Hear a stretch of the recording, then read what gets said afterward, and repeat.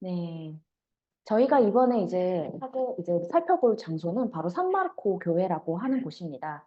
이제 피렌체에는 사실 이제 중요한 교회들이 여러 군데가 있죠. 지난번에 저희가 이제 살펴봤었던 이제 산 로렌초 교회 역시도 이제 피렌체의 이제 교구 교회로서 굉장히 중요한 교회다라고 할 수가 있습니다. 오늘 살펴보게 될 산마르코 교회 역시도 그러한 교회 중에 하나인데요. 특히 이 산마르코 교회 같은 경우에는 굉장히 좀 흥미롭다라고도 할 수 있는 게 이 메디치 가문과 관련해서 굉장히 긍정적인 기억과 그리고 굉장히 부정적인 기억이 함께 생성돼서 있는 장소이기 때문입니다. 자, 그러면은 먼저 이곳의 위치부터 저희가 좀 살펴볼 텐데요. 네, 지금 이제 이 지도는 이제 모든 선생님들께 굉장히 익숙하실 텐데요. 바로 이제 피렌체의 이제 시내를 이제 보여주는 지도다라고 할 수가 있습니다. 저희가 지난번에 이 산 로렌초 성당에 대해서 이렇게 살펴봤었는데요. 바로 그 옆에 있는 것이 바로 이제 오늘날의 리카르디 궁이라고 불리는 이제 메디치 궁이다라고 할 수가 있습니다. 그리고 거기에서 이제 조금 더 이제 대로변으로 또 나가게 된다면은 이쪽으로 또 이제 이동을 하게 되면은 또 하나의 교회를 만날 수가 있는데요. 바로 산마르코 성당입니다. 어떻게 보면은 이제 굉장히 좀 이 지도상으로는 좀 멀리 떨어져 있어 보이지만 사실상 이제 상당히 가까운 곳이다라고 할 수가 있겠고요. 그리고 이제 만약에 피렌체를 여행을 하신다면은 한 번쯤은 꼭 이곳을 이제 들리실 가능성이 굉장히 큽니다. 왜 그러냐면 피렌체에서 이제 대부분의 많은 이제 그 버스들이 바로 이 산마르코 성당 앞을 지나가고 있기 때문에 그런 기억 때문에라도 이 성당의 모습을 기억하실 수가 있을 겁니다. 자, 그렇다고 하면 이 산마르코 성당이 어떻게 해서 메디치 가문과 또 연결이 되는지 이것을 이제 좀 저희가 살펴보게 될 텐데요. 자, 산마르코 이 교회는 사실 원래 12세기쯤에 발론브로산 수도원이 있었던 자리에서 지어진 이제 교회다라고 할 수가 있습니다. 원래대로라고 한다면 이 산마르코 교회 같은 경우에는 베네딕토회의 분파였던 이제 실베스트리니 회라고 하는 곳이 있는데요. 그곳에서 이제 수도원으로 사용을 하면서 여기가 일종의 이제 교구 교회로 이렇게 사용이 됩니다. 다시 말해서 이제 저희가 지난번에 살펴봤던 산 로렌초 교회와 마찬가지로 여기가 이제 산 로렌초 지구다, 여기가 산 마르코 지구다, 혹은 남쪽에서는 이제 피티궁이 있는 근처를 이제 산토 스피리토 지구다 이렇게 부르게 되는데 그런 것들이 이제 그 구역의 중심 교회였기 때문에 그런 이름을 이제 따가지고 이렇게 부르고 있습니다. 바로 이 산마르코 교회 역시도 그러한 교회 중에 하나가 있는데요. 음, 네. 혹시 다른 문제가 혹시 있으실까요? 네. 어, 그러다가 이제 이 실베스트리니 회의 이제 수도원으로 이제 계속해서 베네딕토 회의 이제 그 교회로 이렇게 계속해서 사용이 되고 있다가 수도원으로 사용이 되고 있다가 이제 점차 이제 15세기 초가 되면은 여기에 이제 주인이 바뀌게 됩니다. 바로 이제 실베스트리니 회가 이곳에서 이제 수도원을 이제 꾸리고 있지만 제대로 이들이 규칙을 지키지도 않고 방만하게 운영을 하고 있다라고 하는 비판이 바젤 공회에서 이제 제기가 됩니다. 그러면서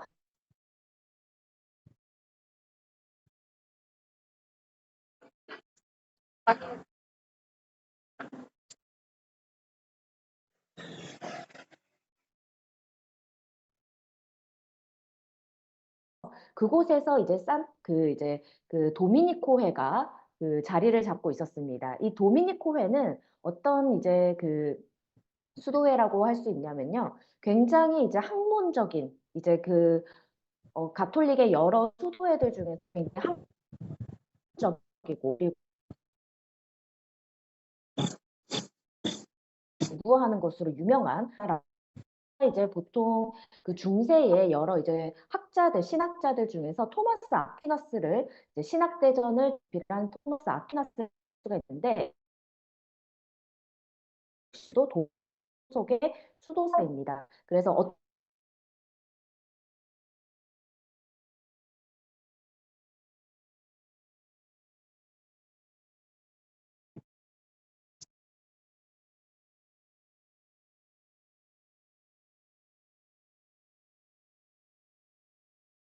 교회를 떠나게 되면서 바로 이 피렌체에 있었던 도미니크 회의 공동체의 일부가 바로 이 산마르코 교회로 이동해 오게 되는데요. 그렇게 하면서 이제 이 산마르코 수도원 같은 경우에는 이제 오랫동안 도미니코 회의 이런 이제 수도원으로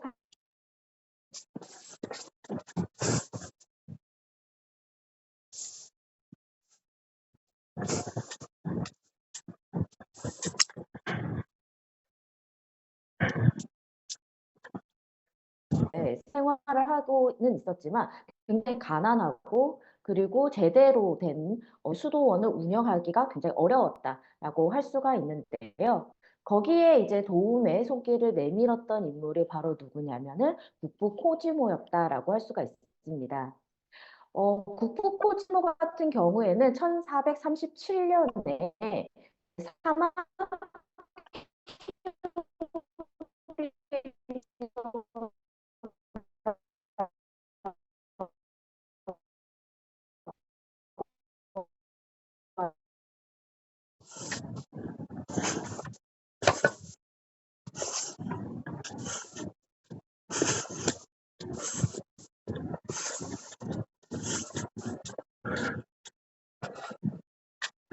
드디어 완공이 되면서 이제 축성식을 이제 거행을 하게 됩니다.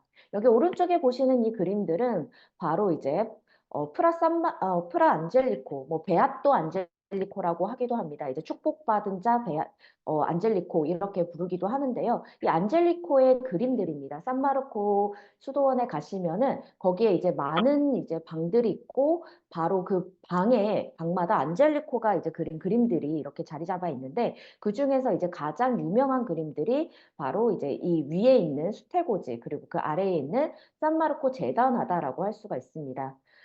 특히 이제 여기에 나와 있는 산마르코 제다나의 이 사람이 이제 뭐 안젤리코의 얼굴을 이제 본따서 그렸다 이런 이야기들도 있기는 합니다. 어쨌든 이렇게 해가지고 산마르코 교회는 굉장히 이제 국부 코지모의 많은 지원에 힘입어서 이제 비로소 제대로 된 교회 수도원의 이제 모습을 이제 만들게 됩니다. 그리고 그 이후에도 꾸준히 이제 그 메디치 가문으로부터 계속해서 재정 지원이라던가 자선이라던가 이런 것들을 이제 받아가지고 이 산마르코 교회가 명실상부하게 교구 교회로서 제대로 기능을 하고 이제 그 지역에서 자리를 잡게 되었다라고 할 수가 있는데요. 사실 어떻게 본다고 하면은 이 국부 코지모가 산마르코 교회를 지원한 이 사실이 어떻게 보면은 조금 특이한 행동이다라고도 할 수가 있습니다. 왜 그러냐면 이 시기까지는 이제 만약에 어떤 지역의 어떤 교구에 이제 그 교회를 지원한다라고 했을 경우에는 보통 그 가문의 근거지에 있는 교회들을 이렇게 지원하는 경우가 많습니다. 마찬가지로 저희가 지난번에 살펴봤었던 산로렌초 교회 같은 경우에는 바로 메디치 가문이 정착해 있던 주거지였고 그렇기 때문에 그곳에 있었던 이제 조바니 디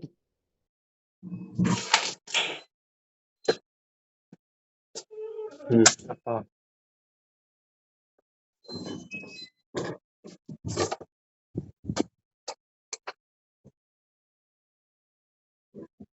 로 많은 이제 가문들 같은 경우에도 보통 이제 딸을 수녀원으로 보낸다라거나 이런 결정을 하는 데 있어서 가장 중요한 거는 어떤 수녀원을 보내는가 했을 때 보통 자기의 가문의 근거지가 있는 지역에 있는 수녀원을 보내는 경우가 많았다라고 할 수가 있는데요. 바로 이 메디치 가문이 이제 산 로렌초 교회를 후원하는 게 굉장히 당연했지만 당시로서는 이제 산마르코까지 가가지고 이것을 후원한다라고 하는 거는 어떻게 보면 메디치 가문의 영향력이 바로 그 지역까지 확대되고 있는 것을 의미한다라고 할 수가 있습니다. 그래서 여기 이제 지도를 보시면은 바로 여기 산로렌초 성당에서 여기 동북쪽까지 이렇게 메디치 가문의 영향력이 이렇게 확대가 되고요. 그러면서 이제 이 지역에도 메디치 가문이 이 교회를 중심으로 해가지고 그곳에서 미사를 보거나 그곳에서 공동체를 이루는 사람들에게도 굉장히 영향력을 이제 행사하기가 굉장히 용이해졌다라고 할 수가 있습니다. 사실 이러한 내용들은 굉장히 이제 국부 코지모 시기에 많이 나타나게 되는데요. 특히 이제 메디치 가문이 국부 코지모 때부터 본격적으로 이제 피렌체의 제자로서 지배 가문으로서 이렇게 힘을 얻기 시작하는데 그거와 함께 그러한 이제 모습과 함께 이 메디치 가문이 피렌체에 있는 여러 교회들로 이런 식으로 이제 영향력을 확대해 가고 있는 이런 모습들을 볼 수가 있습니다. 여기에 제가 조금 더 이제 좀 확대된 얘기를 드리기 위해서 한 가지 예시를 좀 더 다른 예시를 좀 가져와 봤는데요. 바로 이제 조금 이름이 낯서실지도 모르겠습니다. 산타 베르디아나 교회라고 하는 것이 있는데요. 그 산타 베르디아나 교회는 어디에 있냐면 바로 이제 산타크로체 교회가 있는 그 부근에 있는 수녀원입니다. 바로 여기가 이제 산타크로체 교회다라고 한다면 바로 이쪽에 있는 교회가 바로 그 이제 산타 베르디아나 교회다라고 할 수가 있는데 거기에는 그곳에는 수녀원이 있습니다. 여성들만 이렇게 들어가는 곳이 있는데 그곳에 들어갔던 이제 인물 중에 한 명이 바로 피에라 데 메디치라고 하는 메디치 가문의 여성입니다. 물론 코지모계의 이제 여성은 아니고 메디치 가문의 반계에 이제 속하는 여성이기는 했지만 어쨌든 메디치라고 하는 이름을 공유하고 있는 여성이었다라고 할 수가 있습니다. 그런데 갑자기 이 피에라 데 메디치가 바로 이 산타 베르디아나 교회를 이렇게 들어가면서 그곳에서 이제 수녀 원장이 되면서 굉장히 이제 그 지역에서 나름대로 이제 영향력을 이제 행사를 하게 되는데요. 그것이 이런 식으로 이제 메디치 가문의 여성이 이 베르디아나 교회를 간 것이 굉장히 큰 의미를 가지고 있었습니다.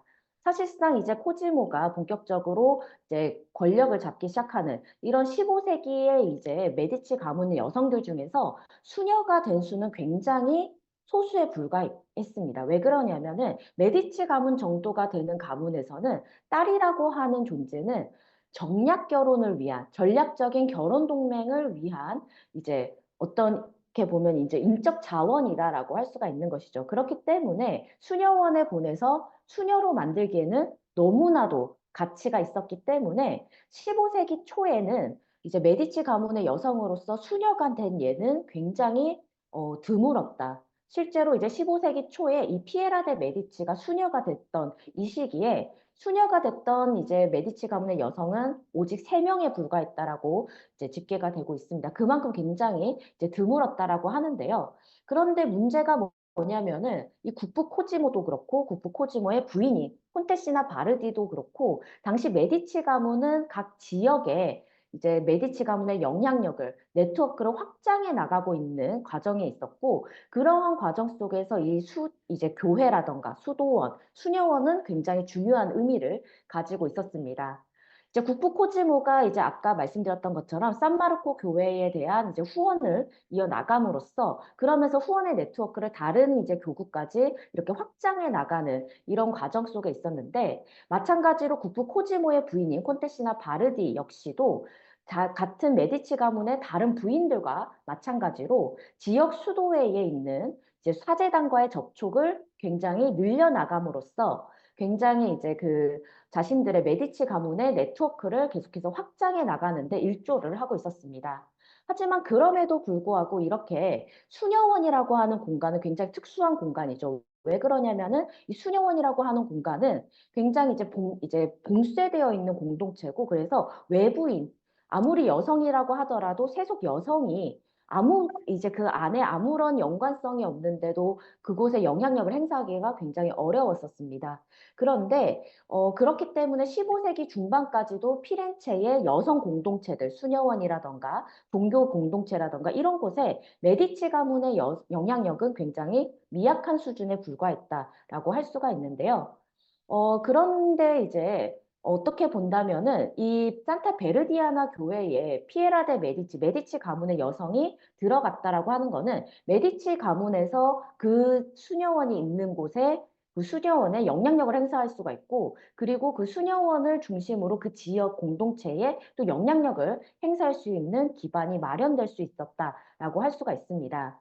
그렇기 때문에 이제 특히 이 산타 베르디아나 교회 같은 경우에는 시민이 주가 돼서 운영을 하는 그런 교회였고 그러한 시민의 보호 아래 있는 수녀원을 부흥시킬 수 있는 그런 책임을 지닌 여성이 이제 메디치 가문에 있다라고 하는 거는 그 메디치 가문이 그것을 통해서 도시 내에 미세 혈관처럼 자신의 영향력이 미치는 곳을 확대시킬 수 있는 일종의 황금 기회를 제공한다라고 할 수가 있습니다. 특히 이 산타 베르디아나 교회는 아까 제가 말씀드렸던 것처럼 산타크로체 교회가 있는 지역이었는데요. 이 산타크로체 교회는 당시 국부 코지모가 있었던 시기에 굉장히 메디치 가문에게 적대적인 가문들이 모여 있는 지역이었습니다. 그렇기 때문에 이 산타 베르디아나 수녀원에 이 메디치 가문의 여성이 들어가 있다. 그리고 그것을 이제 기회로 삼아서 이곳에 이제 많은 메디치 가문이 그 혈족을 이제 기회로 삼아가지고 그곳에 대한 후원을 늘려간다라고 하는 것은 메디치 가문이 자신의 적대적인 지구에 후원을 늘려가고 그것을 통해서 그곳의 영향력을 확대하고 그러면서 자신들의 도시 통제에 대한 그런 이제 통제의 기회를 확대시킬 수 있다라고 한다는 점에서 굉장히 어떻게 보면은 기회주의적인 측면들이 또 있다라고 할 수가 있습니다. 이런 이야기들을 이제 기반해서 이 산마르코 교회에 대한 후원을 이제 생각을 해본다면 이 산마르코 교회를 왜 국부 코지모가 여기에다가 이제 후원을 이렇게 계속해서 이어갔는지 그리고 메디치 가문이 왜 그 이후에도 계속해서 자신들하고는 조금 떨어져 있는 이 교회에 꾸준히 이렇게 이제 재정 지원이라든가 후원을 이어갔는지를 조금 이해해 보실 수 있을 거라고 이렇게 생각이 듭니다. 그래서 이제 1440년대에서 1450년대 바로 이 국부 코지모 시기 그리고 그 아들 시기까지 해가지고 바로 이러한 방식으로 메디치 가문이 교회를 통해 가지고 피렌체 전역에 이렇게 이제 자신들의 후원 네트워크망을 확대해 나가고 있었다라고 할 수가 있겠습니다. 그리고 또 한 가지 이제 제 흥미로운 사실이 뭐냐면요. 지난 시간에 저희가 미처 다루지는 못했는데, 도서관이라고 하는 이제 존재가 있겠다라고 할 수가 있습니다. 이 국부 코지모 같은 경우에는 이 교회에 그 후원을 하면서 재건이라던가 그리고 이제 확장 공사를 진행하는 데 있어가지고 거기에 항상 이제 설치를 했던 것이 무엇이었냐면 도서관이었습니다.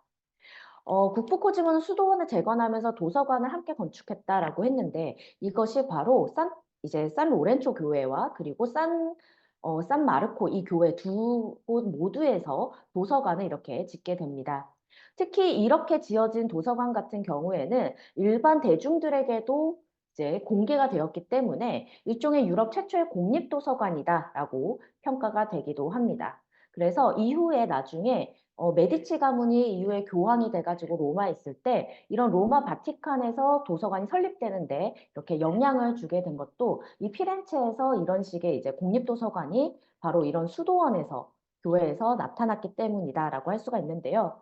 코지모 같은 경우에는 산 로렌초 교회에 라우렌치아 도서관을 세우고요. 그리고 산 마르코 교회에도 산 마르코 도서관을 이렇게 이제 세우게 되는데 특히 이제 라우렌치아 도서관 같은 경우에는 가문의 이제 저택이 근처에 있었기 때문에 좀 더 이제 가문 도서관의 성격을 조금 더 강하게 가졌던 것 같습니다. 그래서 라우렌치아 도서관 같은 경우에는 개인 도서관 혹은 이제 가내 도서관, 가문 내의 도서관 이렇게 부르면서 이제 산 마르코 교회와는 조금 더 이제 구분을 짓기도 했습니다. 그 말인즉슨 산 마르코 교회에 있었던 이제 도서관 같은 경우에는 좀 더 공공의 성격이 강했다라고 할 수가 있는데요. 여기에 이제 코지모와 그리고 그의 손 피에로, 아들인 피에로 그리고 손자 로렌초 같은 경우에 대인 로렌초 같은 경우에는 이러한 도서관에 많은 장서들과 필사본들을 이렇게 수집해서 이곳에 컬렉션을 마련해 놓기도 했습니다. 그래서 이곳에서는 이제 수많은 고전 문헌들 그리고 희귀한 필사본들이 이렇게 소장이 되어 있었는데요. 그런데 이제 저희가 지난번에 메디치 가문의 역사들을 살펴보면서 잠시 말씀을 드렸었는데, 어, 그, 메디치 가문이 이제 추방을 당하고 나서 메디치 가문의 재산들이 수없이 많이 이제 약탈을 당했고, 그리고 시정부로부터 압수를 당했다라는 말씀을 잠시 드렸었습니다. 마찬가지로 당시에 메디치 가문이 마련했던 이런 컬렉션들 같은 경우에 장서들은 이제 그 시에서 이렇게 이제 압수가 돼가지고 산마르코 교회의 컬렉션하고 일부 합쳐졌다가 그러다가 여기에서 일부가 로마로 팔려나가게 됩니다. 로마에서 이제 그 메디치 가문의 컬렉션들이 다시 재구매가 돼서 보관이 되다가 나중에 이제 메디치 가문 출신으로서 교황이 되는 클레멘스 7세가 바로 이 장서들을 메디치 가문의 컬렉션들을 다시금 피렌체에 이제 보관을 하려고 이렇게 생각을 하게 됩니다. 사실상 그때 이제 본격적으로 오늘날 저희가 이제 산 로렌초 교회에 가게 되면 만나게 되는 라우렌치아 도서관의 형태는 바로 이때 나타나게 이제 만들어졌다라고 할 수가 있는데요. 이때 이제 16세기 이때 이제 클레멘스 7세가 그 피렌체의 메디치 가문의 컬렉션을 다시 보관할 도서관 건축을 명령하게 되는데 이때 디자인을 맡았던 사람이 바로 이제 미켈란젤로였습니다. 이 미켈란젤로가 1523년에 이제 라우렌치아 도서관의 이제 디자인을 설계를 하기 시작하고요. 그리고 그 이후에도 계속해서 이제 공사가 진행이 됩니다만 안타깝게도 이 공사가 그렇게 이제 지속적으로 이렇게 공사가 이루어지지 못했습니다. 지난번에 이제 저희가 메디치 가문의 역사를 이제 잠깐 들여다봤을 때도 마찬가지로 이 메디치 가문이 이제 복귀하고 나서 이제 이런 공사들을 시작을 하기는 했지만 로마 약탈과 함께 메디치 가문이 다시 한번 추방을 당하고 그 가운데 끼인 시기에는 다시 한번 이제 이러한 공사가 중단이 되기도 하고요. 그 이후에 다시 돌아와서 이제 공사를 재개하기도 하는데 그 과정에서도 이제 자금 문제라던가 다른 여러 가지 정치적인 문제들과 엮이게 되면서 이 도서관이 이제 굉장히 오랫동안 공사가 진행이 되게 됩니다. 그래서 1571년에는 이제 그 도서관이 이제 미완성인 상태로 이렇게 그 개관이 되게 됩니다. 어쨌든 이렇게 해가지고 이 메디치 가문은 이렇게 교회라고 하는 공간에 이제 자신들의 이제 컬렉션들, 고전을 이렇게 모은 이런 컬렉션들을 보관해 놓는 공간을 도서관이라고 하는 공간을 마련해 두었다라고 할 수가 있는데 현재로서는 이제 지금 이 산마르코 도서관에 이제 보관되어 있던 컬렉션들 같은 경우에는 라우렌치아 도서관, 그러니까 산 로렌초의 부속 건물에 있는 라우렌치아 도서관으로 이 컬렉션과 통합이 되어 있습니다. 그래서 많은 장서들이 지금 현재는 라우렌치아 도서관에서 보관이 되고 있고요.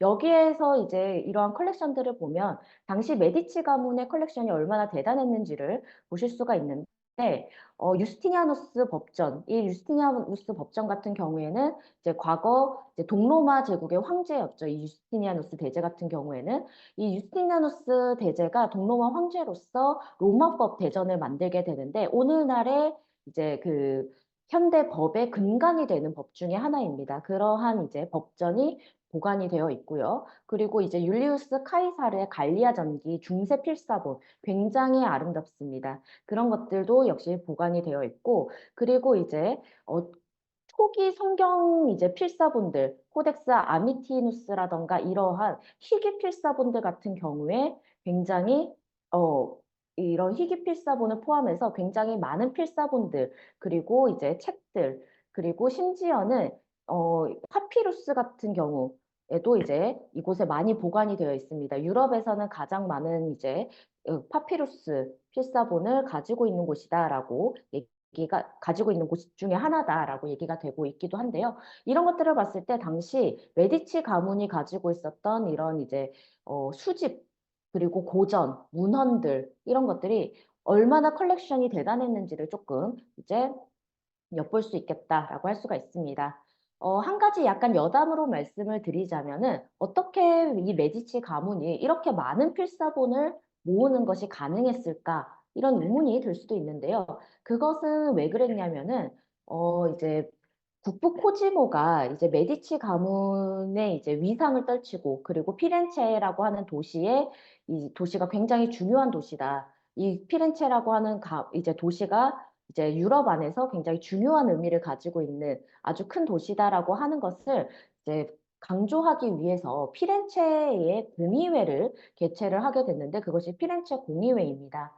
그때 이제 지난 시간에도 잠시 말씀을 드렸는데 이 피렌체 공의회라고 하는 것은 기본적으로 이제 과거에 동쪽에 이제 그 그리스 정교회, 동방 정교회와 그리고 서쪽에 로마 가톨릭이 분열이 되어 있었는데 십자군 전쟁 이후에 그리고 이제 투르크의 이제 침입을 막기 위해서 비잔티움 황제가 이제 서방의 가톨릭에게 구원을 요청을 하게 되고 그 결과 이제 굉장히 오랫동안 분열이 되어 있었던 동서교회로 분열이 되어 있었던 가톨릭과 그리고 이제 동방의 이제 동방 정교회가 같이 만나서 이제 통합을 논의했던 공의회가 바로 이 피렌체 공의회입니다.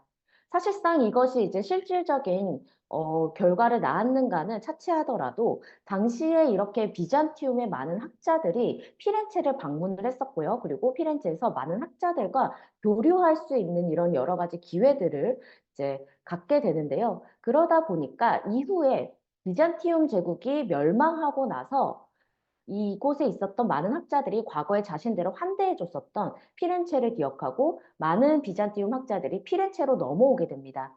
그러면서 그들이 이제 자신들이 이제 가지고 있었던 소장하고 있었던 많은 컬렉션들, 이제 희귀본들, 장서들, 책들 이런 것들을 많이 이제 가지고 오게 되는데 그 과정에서 이렇게 피렌체에 들어왔던 이러한 장서들이 바로 이제 메디치 가문이 컬렉션을 구성하게 되는데 아주 이제 좋은 계기로 작용하게 되었다라고 할 수가 있습니다.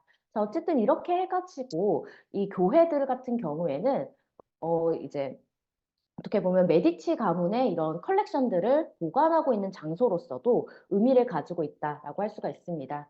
여기에 이제 사진을 보시면은 여기 오른쪽에 보시는 곳이 이제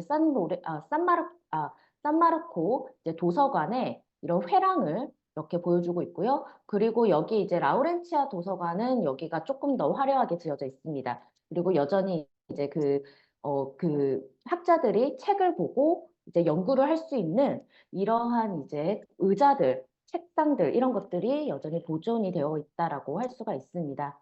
자, 이렇게 선생님 해가지고 질문 있는데요. 네네네. 선생님 질문 있는데요. 지금 네네. 공의회라는 게 여기 어디에 나오죠? 어, 여기에서는 지금 이제 공의회 이야기까지는 제가 여기 적지는 않았는데요. 아, 네. 지금 아, 제가 네. 잘 이해가 안 되는 게 지금 네네네. 비잔틴 학자들하고 그 피렌체 학자들의 교류가 있었다라고 말씀을 하셨는데 그 메디치 가문 사람들하고 이 수도원하고 학자들이라는 게 어떻게 구분이 되는 거죠? 그러니까 제가 제일 궁금한 게 이 부분이거든요. 그러니까 컬렉션을 누가 어떤 식으로 했는지가 굉장히 궁금했는데 지금 선생님 말씀은 도서관으로 들어온 이 필사본들이 학자들이 교류를 하면서 여기로 들어왔다라고 말씀을 하셨는데 이게 메디치가하고 학자들은 어떻게 연결이 되는 건가요? 아, 이것이 굉장히 네. 중요한 게 뭐냐면은 사실상 이 르네상스라고 하는 이것이 부활이라는 의미를 가지고 있죠. 부활 재생이라는 의미를 가지고 있는데 이것이 뭐냐면은 이제 고전 문헌들을 이제 복원한다, 재생한다. 그러니까 중세 동안 잘못 번역되어 있었던 것들을 원전에 근거해서 다시 한번 확인한다라고 하는 의미를 가지고 있습니다. 그런데 문제가 뭐냐면은 이 중세 때 그 이제 남아 있었던 이런 여러 가지 문헌들, 장서들 같은 경우에는 굉장히 이제 그 잘못된 오역들, 그리고 필사 과정에서 잘못 기록이 되어 있었던 것들이 굉장히 많이 남아 있는데, 그때 당시에 비잔틴에 남아 있었던 학자들 같은 경우에 그러한 이제 오염되지 않은 이제 고대 로마의 원전들을 가지고 오는 경우들, 그리고 그곳에서 잘 보존이 돼 있었던 그런 문헌들을 가지고 오는 경우들이 상당히 많았습니다. 물론 여기에는 이제 신학과 관련된 부분들도 있고요. 그리고 신학을 이제 뒷받침해주는 여러 철학들, 이런 것들도 같이 있습니다. 특히 이제 뭐 플라톤이라던가 아니면 아리스토텔레스 이런 이제 철학자들은 사실상 굉장히 세속적이라고 이제 생각이 되실지 모르겠지만 중세 동안에 이제 교부 철학이라던가 아니면은 스콜라 철학이랑 이렇게 결부가 되면서 굉장히 이제 그 유럽 안에서의 신학의 발전에 굉장히 영향을 많이 미치게 됩니다. 그리고 그들에게는 굉장히 중요한 철학적인 이제 근거였는데 그런 것들이 이제 비잔티움에서 보관돼 있었던 여러 문헌들이 이렇게 넘어오게 되면서 그러한 이제 원전들을 보고 아, 자신들이 중세 동안 잘못 이해하고 있었구나. 이것을 잘못 번역돼서 이어져 내려왔구나. 이런 것들을 이제 확인할 수 있는 계기가 이제 마련이 됩니다. 특히 이제 이때 당시 피렌체 공의회 때 방문했던 학자 중에서는 이제 그 플라톤주의에 대해서 굉장히 이름이 높은 학자가 있는데요. 그런 학자가 이제 플라토라고 하는 학자가 있습니다. 그 학자 역시도 이 피렌체 공의회 때 방문을 해가지고 당시에 이제 이탈리아에 있었던 피렌체에 있었던 휴머니스트들하고 교류를 하게 되면서 이제 플라톤 철학에 대해서 이제 토론을 하기도 하고 논쟁을 하기도 합니다. 그래서 나중에 이제 그 피렌체를 중심으로 이제 르네상스기의 신플라톤주의 철학이 이렇게 이제 성장할 수 있는데 가장 큰 밑거름이 됐던 계기가 바로 이 피렌체 공의회다 이런 얘기들을 하게 되거든요. 네, 그래서 선생님 잘 사실 알겠습니다. 제가요, 네네 궁금했던 거는 네. 메디치가에서도 학자들을 키운 건지, 예를 아 들면 네네네 저는 이제 일본하고 한국을 생각을 하고 있는데, 우리나라 옛날 뭐 저기 그 조선시대 그 중요한 서적들을 일본의 의사들이 일본으로 가져가거든요. 그러니까 뭐 그게 네. 다가 아니겠지만, 그러면 그 사람들은 골동품상을 기본적으로 매개를 해가지고 계속 골동품상을 들어가는 거예요. 그래서 우리나라 와 있는 일본 골동품상 아니면 우리나라 골동품상을 통해서 이제 귀중하다, 이게 귀중하다는 거를 소개를 받아서 그냥 사는 거거든요. 근데 이 메디치가는 어떤 식으로 이 컬렉션을, 이렇게 중요한 컬렉션을 했는지가 아, 제가 굉장히 궁금했어요. 그러니까 아, 이게 지금 네네네. 수도원도 알겠고 그다음 도서관도 알겠는데, 지금 중요한 말이 이 학자들이 교류를 하면서 이 비잔틴의 학자들이 그거를 들고 왔다라는 말씀을 하셨는데, 이 메디치가에서 학자들이 있었던 건지 그 관련이 잘 모르겠는 거예요. 네, 아, 이상입니다. 네네네. 아, 네, 네네. 아, 사실상 메디치 가문에서도 굉장히 많은 이제 골동품 사냥꾼들이 있습니다. 보면 메디치 가문에서 이렇게 이제 사람들을 보내가지고 어디에서 골동품 시장에서 이러한 이제 희귀 필사본이 나왔다, 혹은 조각상이 나왔다, 이런 것들을 이제 계속해서 이제 그 메디치 가문의 코지모라던가 로렌초에게 편지를 씁니다. 그럼 이제 이 편지를 보고 구매를 결정하기도 하고 거기에 경매에 참여하게 하기도 하고 아니면은 이 책이 어디에 있다라는 소문을 들었다라고 하면은 거기에 대한 이제 자금을 요구하면은 그걸 보내주기도 합니다. 이런 식으로 이제 굉장히 네, 많은 골동 사냥꾼들이 있었고요. 그리고 그렇게 이제 보냈던 사람들이 이런 이제 희귀본들을 이제 수집해 오기도 하고, 그리고 메디치 가문이 굉장히 많은 학자들을 길러냅니다, 사실상. 이 네, 특히 이제 그 메디치 가문이 길러낸 이제 그것과 관련해 가지고 플라톤 아카데미라고 있는데요. 이 플라톤 아카데미는 특히 이제 국부 코지모가 굉장히 이제 많은 이제 후원을 하면서 마르실리아노 피치노라던가 이런 사람들이 플라톤 철학 이제 그 저서들을 번역하게끔 하는 이런 후원을 계속 해주기도 합니다. 그러면서 신플라톤주의가 피렌체에서 성장할 수 있게끔 이런 학자 후원들도 많이 하고요. 그런 이제 플라톤의 이제 그런 저서들을 최초로 이제 번역이 된 것도 그래서 피렌체이기도 합니다. 르네상스기에 이제 최초로 번역된 곳이 피렌체이기도 한데 그러한 이제 이제 그런 플라톤의 책을 번역을 하려면은 그러한 저서들을 구할 수가 있어야겠죠. 그런데 이제 피치노라던가 이런 사람들은 이제 그리스어라든가 라틴어를 할 수는 있지만 그런 책들을 구할 수 있는 여력까지는 되지 않습니다. 그런데 이제 북부 코지모라던가 이런 사람들이 자신들의 네트워크를 움직여서 골동품상에서 그런 것들을 이제 발견해서 이제 그런 것들을 수집해 오고 그러면 그 책을 줘서 이거를 이제 번역해 달라라고 요청을 하기도 하고요. 그러면서 이제 학자들 간의 그런 교류들이 굉장히 이제 많이 나타나게 되고요. 그리고 이후에 데인 로렌초 역시도 그러한 이제 학자들에 대한 후원을 굉장히 아끼지 않았습니다. 특히 이제 조바니 피코델라 미란돌라라고 하는 학자가 가장 유명한데 이제 인간 존엄성에 관한 연설이라고 하는 어떻게 보면은 이제 르네상스기의 휴머니즘의 가장 결정체와 같은 이런 이제 논고를 쓴 인물인데요. 그러한 사람들에 대한 후원들 이런 것들을 계속해서 메디치 가문에서는 꾸준히 이어오고 그리고 그 외에도 이제 폴리지아노라던가 이런 사람들 같은 경우에는 피렌체 속어 문학이라고 하는 것들 어떻게 보면은 굉장히 새로운 장르를 또 개척하는 이런 학자들에 대한 이제 후원들 역시도 꾸준히 굉장히 많이 이제 하게 됩니다.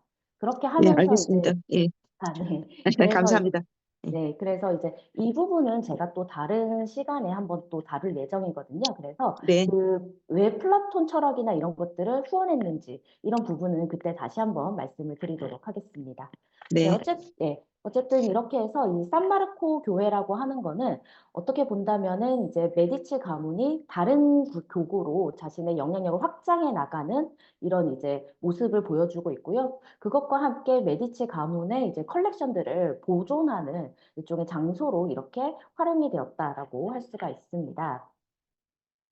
자, 그것과 더불어서 이제 한 가지 이제 제가 이제 화면을 하나를 이제 가져왔는데요. 이 캡처본은 어디에 나오는 이제 화면이냐면은 한동안 이제 조금 유행을 했다가 한국에서는 이제 좀 수입이 중간에 끊겼는데 메디치 마스터즈 오브 플로렌스라고 하는 이제 드라마가 있었습니다. 영국하고 이탈리아가 공동 제작한 이제 TV 드라마인데요. 메디치 가문의 이제 코지모 그리고 데인 로렌초까지의 시기를 이렇게 이제 시즌 1, 2, 3로 이렇게 다루고 있는 내용인데요. 우리나라에서는 제가 알기로는 시즌 1하고 2까지는 수입이 됐는데 마지막 시즌 3가 수입이 안 된 걸로 알고 있습니다. 어, 특히 이제 시즌 2와 3는 이제 데인 로렌초 시기를 다루고 있는데 여기에서 이제 산마르코의 정원의 모습들이 간간히 이렇게 나타납니다. 이 장면 역시도 산마르코 정원을 방문하는 데인 로렌초의 모습을 이렇게 보여주고 있는데요. 그런데 여기서 이제 굉장히 눈에 띄는 점이 뭐냐면은 이렇게 방문하고 있는 데인 로렌초 뒤편에 이제 조각가들의 이런 모습들이 이렇게 나타나는 것을 보실 수가 있습니다. 여기에 보시면은 이제 산마르코 정원에서 이렇게 조각들이 이렇게 이제 전시가 되어 있고, 그리고 그 주변에서 이제 작업을 하고 있는 이런 조각가들의 모습들을 이렇게 보실 수가 있는데, 그렇다고 하면은 이것이 무엇이냐? 바로 이 산마르코 정원 같은 경우에는 이제 조각 정원으로 알려져 있는데요. 메디치 가문에서 이제 조각가들을 후원하기 위해서 마련한 일종의 미술 학교였다라고 알려져 있는 곳입니다. 자, 보시면은, 이 조각정원이라고 하는 건 굉장히 이제 오늘날에도 실체가 있는 걸로 이렇게 얘기를 많이 하고 있습니다. 사실상 지금 이제 산마르코 인근에 가시면은 지금 오른쪽에 보시는 이 석판이 있는데요. 이 석판의 내용도 보시면은 이걸 조금 제가 이제 번역을 해서 말씀을 드리면은 아라치에리와 살베스트리나 거리 사이에서 15세기 후반에 산마르코 정원이 번성했다. 그곳에서 후원자 로렌초 데 메디치와 거장 베르톨도 디 조반니가 젊은 미켈란젤로를 비롯해 기억될 수 있는 여러 예술가들에게 그들의 정신을 교육했다. 이 정원은 후세에 의해 유럽에서 첫 번째 박물관이자 첫 번째 미술 아카데미로 인정받았다라고 명판이 적혀 있습니다. 그러면서 이 산마르코 이 지역에 메디치 가문의 후원 장소가 있었다고 하는 예술가를 후원하는 이런 이제 장소가 있었다라고 이렇게 명판을 걸고 있는데요. 실제로 여기 이 인근에 보면은 오늘날의 이제 아카데미아 델 디제뇨라고 하는 그러니까 피렌체의 미술 학교가 지금 여기 현재 있습니다. 보시면은 여기에 이제 산마르코 이제 성당이 있고요. 바로 이곳에 그 아카데미아 데 아르테 미술 학교가 지금 현재 있고요. 오늘날에도 가보시면은 이곳에서 이제 작업을 하고 있는 미술 학도들을 보실 수가 있습니다.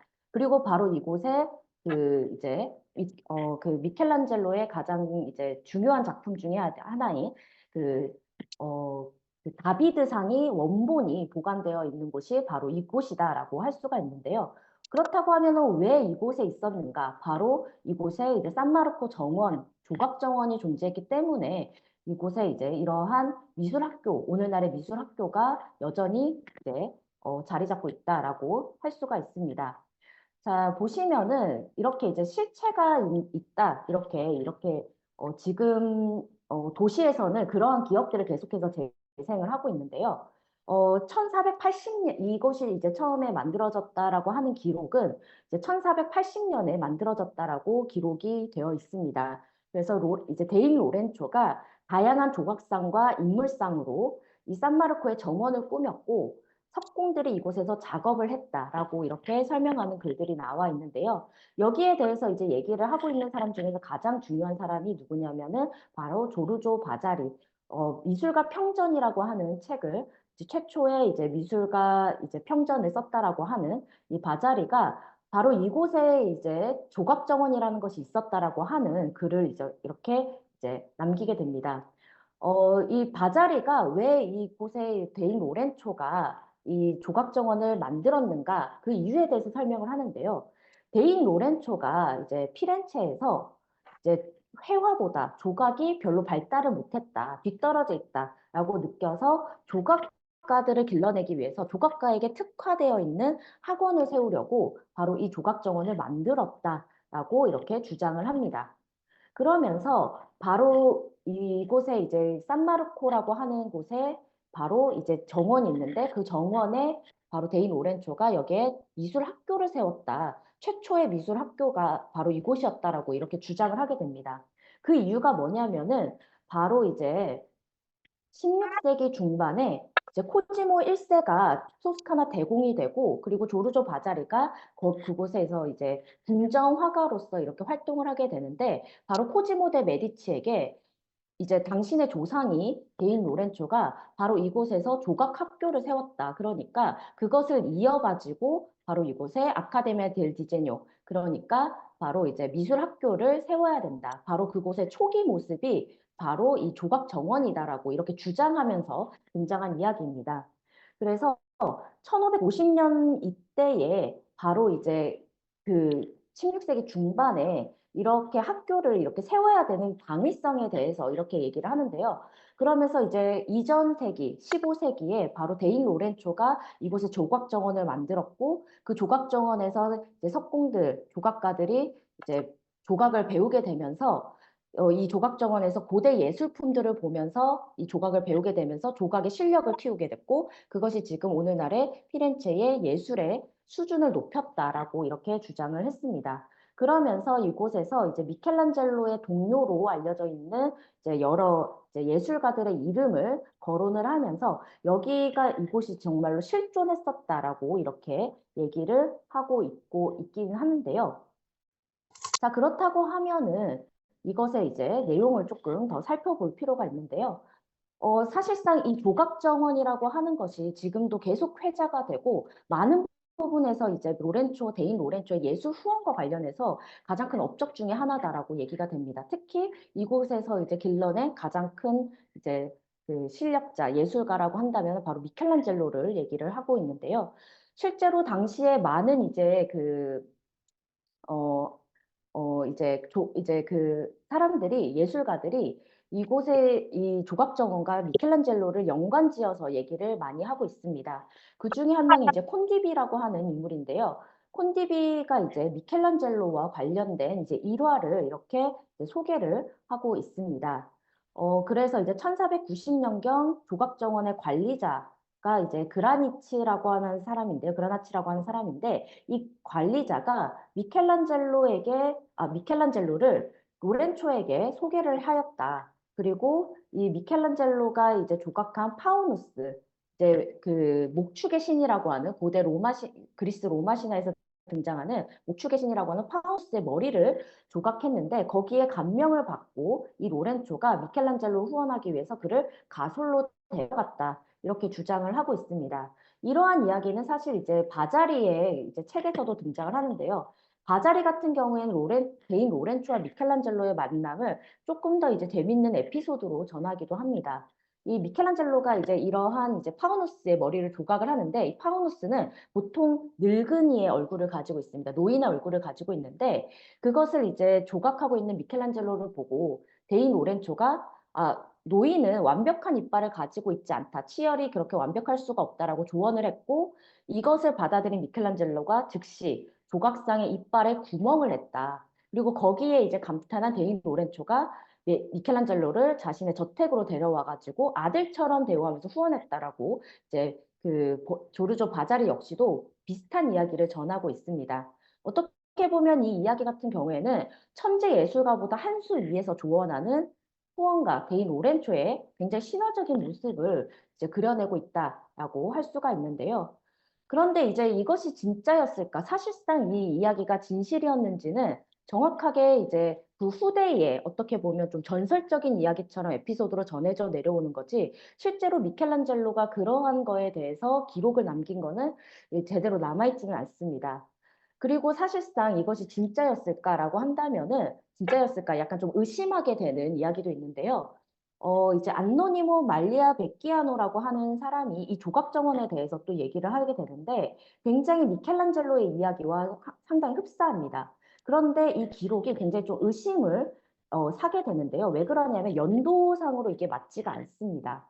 그래서 이 안노니모 말리아 베키아노의 기록에 따르면은 레오나르도 다빈치가 젊을 적에 데인 오렌초와 지냈는데 그 데인 오렌초가 다빈치에게 봉급을 주면서 산마르코 광장에 있는 정원에서 자신을 위해 일하게끔 했다라고 이렇게 기록을 하고 있습니다. 그런데 이 산마르코 이제 정원이라고 하는 것은 1480년에 만들어졌다라고 알려져 있는데요. 실제로 그 지역에 이제 토지를 구매한 기록이 있습니다. 1480년에. 그런데 레오나르도 다빈치는 1482년에 피렌체를 떠났습니다. 그러니까 이제 1480년과 1482년 사이에만 이곳에서 일할 수 있었다라고 할 수가 있는데, 그런데 그때의 이제 레오나르도 다빈치의 나이를 보면은 이 레오나르도 다빈치가 1452년생이거든요. 그러니까 당시에 이제 정말로 이곳에서 일했다라고 한다면 30살에 가까운 나이였고, 그 30살의 나이는 이제 1480년에 실제로 일했다라고 한다면 젊은이라고 불릴 수 있는 나이는 아니었습니다. 그럼에도 불구하고 이제 천재 예술가들이 젊은 시절을 이제 메디치 가문에서 이리 알아보고 그들을 후원했다라고 하는 일종의 이러한 이야기들이 미켈란젤로와 레오나르도 다빈치 비슷하게 이렇게 계속해서 이제 반복되고 있는 이런 이야기들이 나타나고 있는데, 이러한 이제 레오나르도 다빈치의 예시를 본다면은 미켈란젤로의 이야기가 정말일까라고 하는 의구심을 이렇게 좀 표할 수밖에 없다라고 할 수가 있습니다. 그래서 사실상 이것은 이후에 메디치 가문을 좀 신격화하기 위해서, 신화하기 위해서 이제 유명한 예술가들과 메디치 가문을 이제 연결시키고자 하는 것이 아닐까, 이렇게 좀 의심을 좀 하게 되는데요. 그러다 보니까 이제 20세기에 들어서 이 많은 학자들이 이 조각정원이 실존했는가, 이 실체에 대해서 이제 의문을 제기하기도 합니다. 그래서 서양 미술사로 유명한 이제 곰브리치 같은 경우에는 이 정원이 실제로 존재했는지 또는 어떤 기능을 했는지에 대해서 의구심을 이제 표명하기도 했습니다. 그래서 최근에 15세기 최근에는 이제 엘람이라고 하는 학자가 15세기 중후반에 도시 조감도들을 통해 가지고 이 조각 정원이 실제로 존재했는가 이것을 확인해 보려는 이제 시도가 있었습니다. 그래서 이것이 당시 이제 15세기 조감도의 모습인데, 여기에 보면은 이제 메디치 정원이라고 적혀 있고요. 여기가 산마르코 교회라고 이렇게 적혀 있는 것을 봐서 이제 산마르코 교회 인근의 그 산마르코 광장에 메디치 정원이 존재했다라는 사실을 밝혀내기도 했습니다.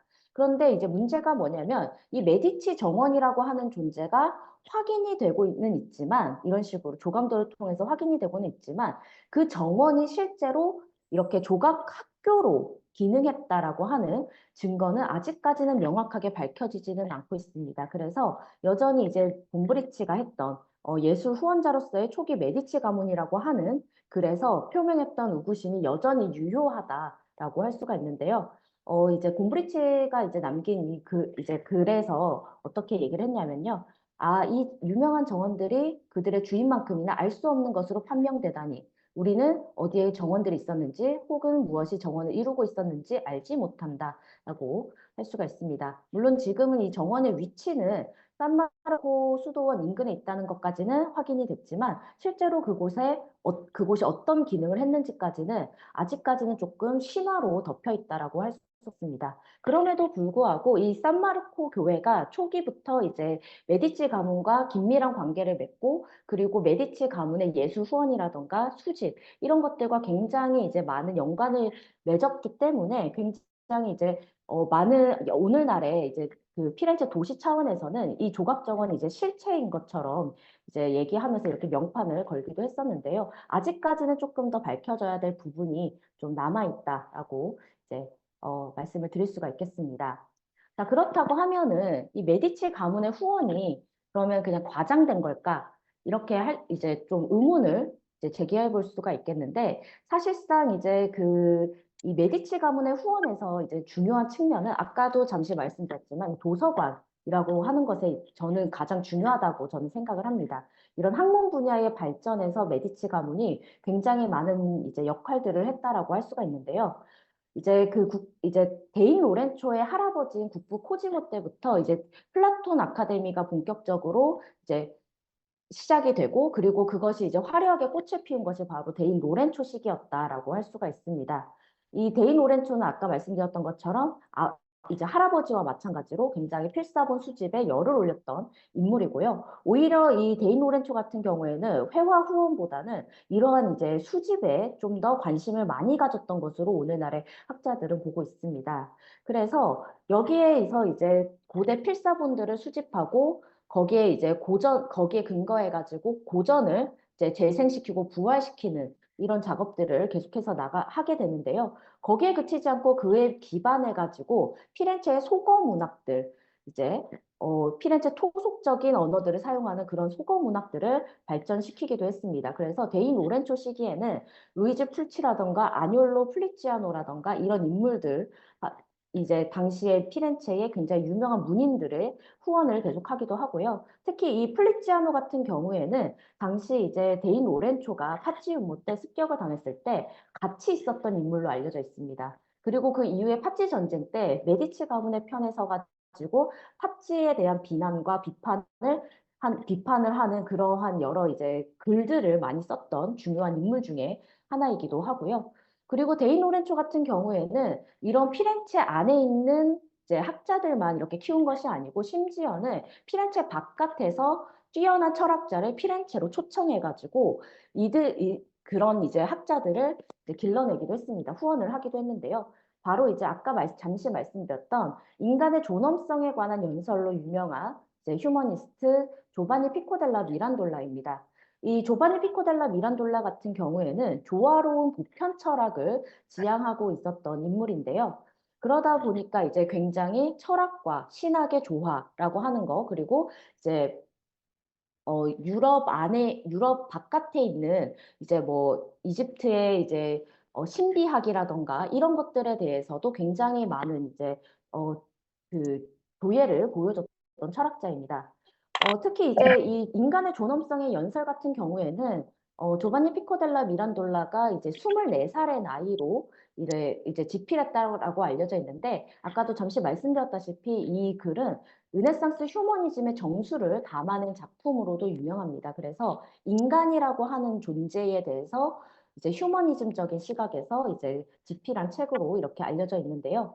이런 식으로 이제 본다고 하면은 이 데이 노렌초의 이제 후원이라고 하는 것은 굉장히 이제 학문적인 분야에서 굉장히 또 꽃을 피웠다라고 할 수가 있습니다. 그래서 굳이 이제 조각정원이라고 하는 어떻게 보면 아직까지 논의가 좀 더 필요한 이런 신화를 가지고 예술 후원 쪽으로만 메디치 가문을 바라볼 것이 아니라 이런 학문 후원이라고 하는 것도 굉장히 중요하고 그런 부분에서 메디치 가문의 후원을 바라보는 것도 굉장히 필요하다라고 할 수가 있겠습니다.